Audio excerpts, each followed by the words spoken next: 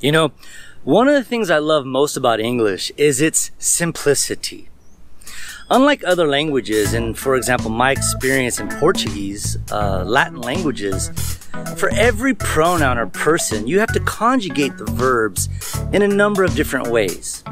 Whereas in English, only a few. A great example of this is the past tense. But, are you doing it correctly? If you're not sure, stay tuned, because today I'm going to cover it in detail.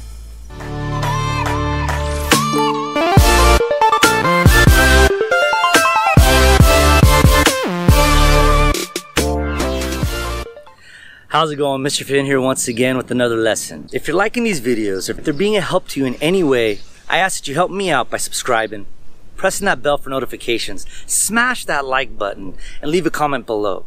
Alright, if you have any questions or doubts, if you want me to make a video, like a request, just leave it in the comment. Let's begin. One of the simple things in English, I think probably the simplest thing in English compared to other languages, is when it comes to verbs and their conjugation. Now, what does that mean in simple terms? When you change the tense of the verb. Now, I've already made a video covering the present simple and the present continuous. Today I want to focus on the past simple. One of the beautiful things about English is that when the verb is used in the past tense, it doesn't matter if it's an irregular verb or regular verb.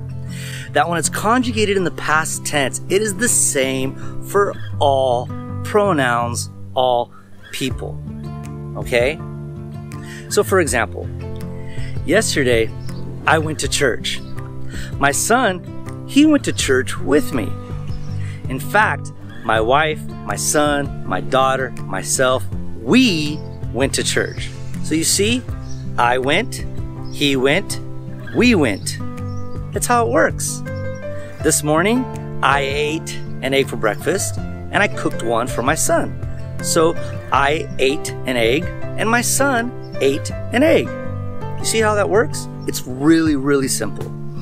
Now, one of the things that we need to remember is when the verb is in the negative, we need to use the auxiliary do, just like in the present. I like, I don't like.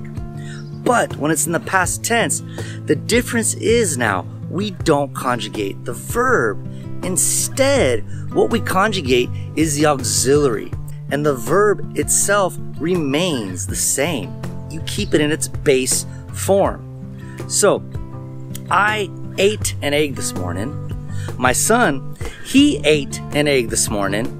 But my wife, she didn't eat an egg. And my daughter, obviously, at 2 months, didn't eat an egg. You see? So I ate, my son ate, but my wife, she didn't eat. Yesterday, I went to church. My son went to church with me.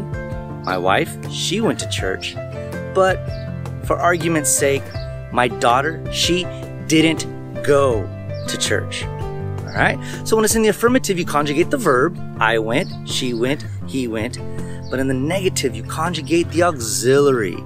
My daughter, she didn't go. Alright? So that's one thing you need to make sure you remember. What I suggest, like I always do, is get out there and practice your English. It's very simple. You just need to remember, as an affirmative, you conjugate the verb. As a negative, you conjugate the auxiliary. Alright? I hope that helped you. This is Mr. Finn, signing off, and I'll see you in the next video.